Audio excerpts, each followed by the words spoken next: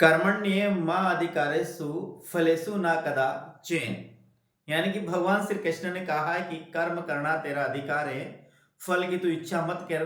तो साथियों, हमें भी कर्म करना है और हंसी हंसी उत्साह के साथ साथियों, आचार्य रामचंद्र शुक्ल के उत्साह के साथ साथियों, हमें अपना कर्म करना है। और कर्म इस प्रकार का करना है कि साथियों, जब भी रिजल्ट आए तो रिजल्ट में साथियों अपना नंबर इस बार निश्चित रूप से मिले। हम जिसकी भी तैयारी कर रहे हैं, वो फर्स्ट ग्रेड हो, सेकंड ग्रेड हो, या फिर साथियों रीट हो, या फिर कोई सा भी एग्जाम हो, एक्स वाई जेड, जिसकी भी हम तैयारी कर रहे हैं, घर छोड़कर बाहर रहे या घर पे ही तैयारी कर रहे हैं साथियों, तो जो भी रिजल्ट आए वो हमारे पक्ष में आए साथियों। इसी आशा और अपेक्षा के साथ साथियों, मैं आप सभी का इस क्लास में अपेक्षा के साथियों इस क्लास में स्वागत करता हूं। और प्रिय साथियों, आज दिव्य युग में जो कवि बचे हुए हैं, उन कवियों को आज यहाँ पर हम खत्म करने वाले हैं। इसमें से यदि हम पहले कवि की बात करते हैं, आज अपना जो पहला कवि आता है साथियों, वह आता है नाथुराम शर्मा शंकर। और ये कवि कहां पर पढ़ते हैं साथियों? नाथुराम शर्मा शंकर ये जो कवि पढ़ रहे हैं, ये द्विवेदी युग में पढ़ रहे हैं, यानी आधुनिक काल का द्वितीय कालखंड, जिसे हम दिव्य युग नाम से पुकारते हैं, जिसे हम जागरण सुधार काल भी कहते हैं, जिसे हम परिष्कार काल भी कहते हैं, जिसे पूर्व स्वच्छंदतावाद काल भी कहा जाता है साथियों। उस युग के कवियों का अध्ययन कर रहे हैं। तो अपना यहाँ पर आता है नाथुराम शर्मा शंकर। इन्हें कविता कामनी कांत, भारतेंदु प्रगेंद्र, साहित्य सुधाकर आदि उपाधियां प्रदान थी। क्या? एक तो कविता कामनी कांत किसे कहा जाता था? नाथुराम शर्मा शंकर को कहा जाता था। क्या? कविता कामनी कांत, भारतेंदु प्रगेंद्र और एक है साहित्य सुधाकर। इन तीन नामों से भी साथियों नाथुराम शर्मा शंकर को जाना जाता था। ये तीन उपनाम है, तीन जो उपाधियां है, किसकी है? ये नाथुराम शर्मा शंकर की ही उपाधियां साथियों। क्या? एक तो एक कविता कामनी कांत है, एक कविता कामनी कांत है साथियों, एक है भारतेंदु प्रगेंद्र है और एक है साहित्य सुधाकर। तो ये सब किसके उपनाम है? ये नाथुराम शर्मा शंकर के उपनाम है। रचना की बात करते हैं साथियों, तो अनुराग रत्नाकर है, शंकर सरोज है, शंकर सर्वस्व है और गर्भरंडा रहस्य है साथियों। ये इनकी चार प्रमुख रचना है। ये इनकी जो गर्भरंडा रहस्य साथियों, ये प्रसिद्ध रचना है। ये कई बार एग्जाम में पूछा जाता है कि गर्भरंडा रहस्य किसकी रचना है। तो आपको ध्यान रखना है, नाथुराम शर्मा शंकर की रचना है, जिन्हें किस नाम से? कविता कामनी कांत, भारतेंदु प्रगेंद्र और साहित्य सुधाकर नाम से भी जिनको जाना जाता है। साथियों, ये सभी आपको ध्यान में रखना है। तो ध्यान में रखिए, एक आता है कविता कामनी कांत, भारतेंदु प्रगेंद्र, साहित्य सुधाकर, अनुराग रत्नाकर, शंकर सरोज, शंकर सर्वस्व और गर्भरंडा रहस्य। ये चार रचनाएं आपको ध्यान में रखना है साथियों। आगे हम बात करते हैं, आगे जो रचना आती है आगे जो कवि आता है लाल भगवान दीन साथियों। ये अगला कवि आता है, हिंदी शब्द सागर के ये संपादकों में एक थे। यानी हिंदी शब्द सागर कौन सा? जो आचार्य रामचंद्र शुक्ल ने हिंदी साहित्य का इतिहास लिखा साथियों, उसे शुरू में हिंदी शब्द सागर की भूमिका में ही लिखा गया था। तो उनके संपादकों में से एक थे लाल भगवान दीन साथियों। इनकी प्रमुख रचना है वीर शतराणी, वीर बालक और वीर पंचरत्न साथियों। ये इनकी प्रमुख रचना है। एक है वीर शतराणी है, वीर बालक है और एक है वीर पंचरत्न। ये साथियों इनकी प्रमुख रचना है। वीर शतराणी, वीर बालक और वीर पंचरत्न किसकी रचना है? लाल भगवान दीन की, या लाला भगवान दीन होगा। देखिए साथियों, इसमें दो लाल भगवान दीन इनका नाम है। इनकी तीन रचना मिलती है। एक मिलती है वीर शतराणी, वीर बालक और वीर पंचरत्न मिलती है साथियों। तो हिंदी शब्द सागर के संपादकों में ये क्या थे साथियों? एक थे। अगला अपना जो कवि आता है साथियों, वह आता है गिरधर शर्मा नवरथ। गिरधर शर्मा नवरथ। इसके पहले साथियों देखिए, आरपीएससी फर्स्ट ग्रेड के फॉर्म भरना स्टार्ट हो चुके हैं और सेकंड ग्रेड के फॉर्म भी शायद विज्ञप्ति इस नवंबर माह के अंत तक आ सकती है, ऐसा संभावना जताई जा रही है साथियों। यदि वैकेंसी आती है साथियों, वैकेंसी कितनी भी हो, सुनाई में आ रहा है कि वैकेंसी के अंत तक, सुनाई में क्या, ऐसा अंदाजा लगाया जा रहा है, अनुमान लगाया जा रहा है कि वैकेंसी में अंत तक सीटें बढ़ सकती है साथियों। ध्यान रखिएगा रिजल्ट के 8 दिन पहले, रिजल्ट के पहले कभी भी जहां तक रिजल्ट नहीं आता वहां तक सीटें बढ़ सकती है साथियों। तो आप ये मत सोचना है कम सीटें अपना नंबर कैसा आएगा साथियों।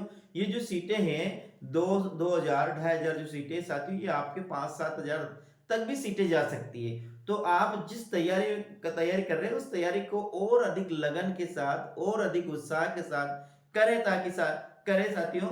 यदि आपने कम सीटें देखते हुए तैयारी कम कर दी है साथियों और अधिक सीटें बढ़ जाती है, तो फिर अपने पास पछतावे के अलावा कोई चीज नहीं बचेगी। इसलिए साथियों आप उतने जो जिस तैयारी जैसी तैयारी कर रहे थे उस तैयारी को और ज्यादा करिएगा साथियों, ताकि अपना नंबर फिक्स 100% हो सके कि अपना नंबर आ सके। तो हम बात कर रहे हैं गिरधर शर्मा नवरत्न, और हम कवि कहां पढ़ रहे हैं, अपन पढ़ रहे हैं साथियों कौन से कवि, हाँ महावीर प्रसाद द्विवेदी के कवि पढ़ रहे हैं। ये झालरा पाटन के निवासी थे और झालरा पाटन कहां पड़ती साथियों, ये झालरा पाटन के निवासी थे और ये झालरा पाटन पड़ती है झालावाड़, और झालावाड़ का ये पड़ता है झालावाड़ साथियों, जिसे झालाओं का शहर भी कहा। झालरा पाटन को साथियों जीके में हम पढ़ते हैं जिसे घंटियों का शहर भी कहा जाता है साथियों। तो यहाँ के निवासी थे। इनकी कविता सरस्वती में छपा करती थी। विद्या भास्कर नामक पत्रिका का संपादन किया साथियों किसने, गिरधर शर्मा नवरत्न ने। कौन सी, विद्या भास्कर, नाम रखना, विद्या भास्कर नामक पत्रिका को इन्होंने संपादन किया। किसमें साथियों, किसने, गिरधर शर्मा नवरत्न ने विद्या भास्कर नामक पत्रिका का क्या किया, संपादन किया मेरे साथियों। आगे हम बात करें, आगे आता है जगन्नाथ दास रत्नाकर साथियों, बहुत महत्वपूर्ण कवि है जगन्नाथ दास रत्नाकर। वैसे इस युग का भी महत्वपूर्ण कवि है, और यदि अन्य तरीके से देखा जाए साथियों तो ये बहुत महत्वपूर्ण कवि है, क्योंकि जगन्नाथ दास रत्नाकर ने साथियों अनेक जो कवि है आदिकाल के भक्ति काल के जो कवि उनकी रचनाओं का हिंदी अनुवाद किया, संपादन किया उनकी रचनाओं, इसलिए जगन्नाथ दास रत्नाकर बहुत महत्वपूर्ण है साथियों। इसलिए ध्यान रखिए, इसके बारे में हम पढ़ते हैं। तो यहाँ पर अपन बात करते हैं, पहला आता है डॉक्टर बच्चन सिंह ने इन्हें ब्रज भाषा का अंतिम प्रौढ़ कवि माना है। किसे, जगन्नाथ दास रत्नाकर। किसे, ब्रज भाषा का अंतिम प्रौढ़ कवि किसे माना है, क्या, तो ध्यान रखना जगन्नाथ दास रत्नाकर को ब्रज भाषा का अंतिम प्रौढ़ कवि माना है। और एक और ध्यान रखना, महावीर प्रसाद द्विवेदी में 2 कवि ऐसे थे, एक तो साथियों नाम आता है जगन्नाथ दास रत्नाकर और एक नाम आता है सत्य नारायण कवि रत्न। ये 2 कवि ऐसे थे, वो इस युग में भी ब्रज भाषा में लिखा कर रहे थे साथियों। यानी सब कवि तो खड़ी बोली में लिख रहे थे, लेकिन ये ब्रज भाषा में लिख रहे थे। तो ये अपन को ध्यान रखना है। महावीर प्रसाद द्विवेदी यानी द्विवेदी युग में 2 ऐसे कवि थे, जगन्नाथ दास रत्नाकर और सत्यनारायण कवि रत्न, जो ब्रज भाषा में काव्य रचना कर रहे थे। ये अपन को ध्यान में रखना है। इन्हें भक्ति काल व रीति काल का समन्वयकर्ता कहा जाता है। ये भी आपको ध्यान, इस जो नोट्स पढ़ रहे हैं, जिस नोट्स के माध्यम से क्लास पढ़ रहे हैं, इसकी साथियों प्रत्येक क्लास, प्रत्येक क्लास नहीं यानी कि प्रत्येक जो बिंदु है, ये प्रत्येक बिंदु एग्जाम में आने लायक है, प्रत्येक बिंदु एग्जाम में आ चुका है। इस प्रकार से नोट्स तैयार किए हैं कि ये प्रत्येक लाइन एग्जाम में आ चुकी है। वो ये नहीं कि वो राजस्थान आरपीएससी में, वो किसी न किसी एग्जाम में पूछ चुके हैं। कोई सी भी पीएससी किसी भी राज्य की पीएससी पूछ चुकी है, और राजस्थान आरपीएससी भी पूछ सकती है, या फिर वो एमपी यूपी या कोई सी भी जो हिंदी शासित प्रदेश है उनकी पीएससी इन प्रश्नों को पूछ चुकी है मेरे साथियों। तो आपको ध्यान रखना है। इन्हें भक्ति काल और रीति काल का समन्वयकर्ता कहा जाता है। उर्दू में ये जकी उपनाम से काव्य रचना करते थे।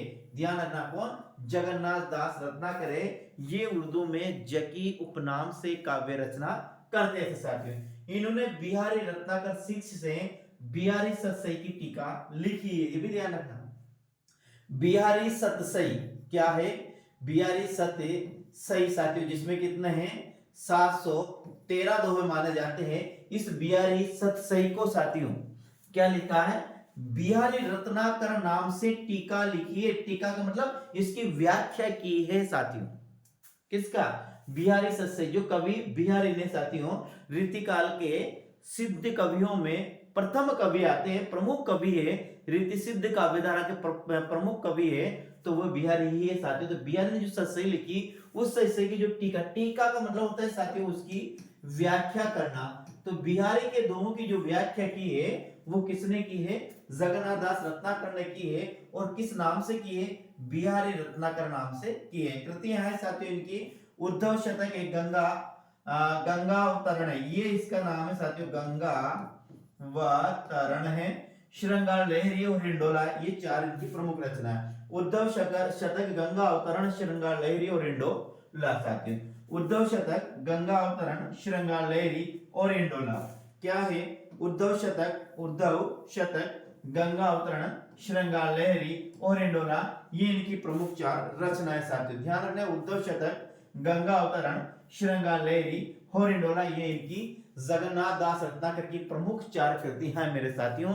तो आपको ध्यान रखना है, जगन्नाथ दास रत्नाकर क्या है? डॉक्टर बच्चन सिंह ने इन्हें ब्रज भाषा का अंतिम प्रौढ़ कवि कहा है। ये भक्ति काल क्या है? ये भक्ति काल और रीतिकाल के समन्वय करता है। उर्दू में जकी उपनाम से काव्य रचना करते थे और इन्होंने बिहारी रत्नाकर शीर्षक से बिहारी सस्से की टीका लिखी है। इनकी प्रमुख रचना है उद्धव शतक, गंगा अवतरण, श्रृंगार लहरी और हिंडोला, इनकी प्रमुख रचना है मेरे साथियों। आगे हम बात करते हैं, आगे अपनी रचना आती है, अगला कवि आता है सत्यनारायण कवि रत्न साथियों। तो सत्यनारायण कवि रत्न की बात करते हैं, जिन्हें ब्रज कोकिल के नाम से भी कहा जाता है। मैथिली कोकिल के नाम से किसे जाना जाता है साथियों? ब्रज कोकिल के नाम से तो सत्यनारायण कवि रत्न को जाना जाता है, लेकिन मैथिली कोकिल के नाम से किसे पुकारा जाता है? इसका आंसर मुझे बताइएगा आप, ठीक है। देख क्या पूछा मैंने, ब्रज कोकिल तो सत्यनारायण कवि रत्न को कहा जाता है, यहाँ लिखा हुआ है, लेकिन मैथिली कोकिल किसे कहा जाता है साथियों? देखिए, इन्हें ब्रज कोकिल कहा जाता है। कवि रत्न को भक्ति काल और आधुनिक काल का समन्वय करता कहा जाता है। अब यहाँ देखिए, एक कवि पढ़ा साथियों अपन ने जगन्नाथ दास रत्नाकर, क्या पढ़ा? जगन्नाथ दास रत्नाकर पढ़ा। जगन्नाथ दास रत्न को क्या साथियों? भक्ति काल और रीति काल का, किसका? भक्ति काल और रीति काल का क्या कहा जाता है साथियों? उनको समन्वय करता कहा जाता है। तो सत्यनारायण कवि रत्न को ध्यान रखना, किसको? इनको भक्ति काल और आधुनिक काल का समन्वय करता कहा जाता है। ये दोनों आपको अच्छी तरह से ध्यान में रखना है। काव्य संग्रह इनके साथियों हृदय तरंग काव्य संग्रह है। प्रसिद्ध कविता है भ्रमरदूत है और प्रेम केली है। ये भ्रमरदूत और उद्धव शतक है, जो उद्धव शतक जगन्नाथ दास रत्नाकर का है, और भ्रमरदूत साथियों जो सत्यनारायण कवि रत्न का है, ये भ्रमर गीत परंपरा से ही संबंधित है। कैसे? भ्रमर गीत परंपरा से ही संबंधित है, ये आपको अपन को ध्यान में रखना है साथियों, ठीक है। तो ये भ्रमरदूत और प्रेम केली, भ्रमरदूत की गणना भ्रमर गीत काव्य परंपरा में की जाती है साथियों। आगे हम बात करते हैं, भ्रमरदूत में माता यशोदा पर भारत माता तथा कंस पर अंग्रेजों का आरोपण किया गया है। यानी इनकी जो सत्यनारायण कवि रत्न की रचना है भ्रमरदूत, तो भ्रमरदूत में जो माता यशोदा है, तो माता यशोदा को यहाँ पर भारत माता का रूप प्रदान किया गया है। और कंस में साथियों, कंस पर यहाँ पर अंग्रेजों का आरोपण किया गया है। किसमें? भ्रमरदूत में। तो आपको ध्यान रखना है, अभी अपन ने पढ़ा है सत्यनारायण कवि रत्न, इन्हें ब्रज कोकिल कहा जाता है। कवि रत्न को भक्ति काल व आधुनिक काल का समन्वयकर्ता कहा जाता है। काव्य संग्रह हृदय तरंग है। प्रसिद्ध कविता है भ्रमरदूत और प्रेम केली। भ्रमरदूत की गणना भ्रमर गीत काव्य परंपरा में की जाती है। भ्रमरदूत में माता यशोदा पर भारत माता तथा कंस पर अंग्रेजों का आरोपण किया जाता है साथियों। अब कल हम पढ़ेंगे साथियों दिव्य युग की प्रमुख विशेषता है। आज अपने दिव्य युग के जो बचे हुए कवि थे ये खत्म हो चुके हैं। कल पढ़ेंगे मेरे साथियों दिव्य युग की प्रमुख विशेषता, जैसे समस्या पूर्ति साथियों भारतेंदु हरिश्चंद्र की प्रमुख विशेषता थी, उसी प्रकार यहाँ पर अपन बात करते हैं। तो इतिवृत्तात्मकता ये जो है ये किसकी? दिव्य युग की प्रमुख विशेषता थी। तो इस प्रकार से साथियों कल हम पढ़ेंगे भारतेंदु हरिश्चंद्र के दिव्य युग की प्रमुख विशेषताओं के, और कल अपना ये जो आधुनिक काल का द्वितीय कालखंड है वो समाप्त हो जाता है। और फिर अपने चलेंगे छायावाद, फिर प्रगतिवाद, फिर प्रयोगवाद, फिर नई कविता और फिर साठोत्तरी कविता, ऐसे करके साथियों आधुनिक काल भी अपना क्या हो जाएगा, खत्म हो जाएगा। तो ठीक है मेरे साथियों, कल फिर मिलते हैं अगली क्लास में। राम राम, जय हिंद। वीडियो को यदि आपने अभी तक शेयर और लाइक नहीं किया हो, चैनल को सब्सक्राइब नहीं किया हो, तो साथियों जाते जाते ये जरूर करिएगा। तो जय हिंद, वंदे मातरम मेरे साथियों, कल फिर मिलते हैं। राम राम साथियों।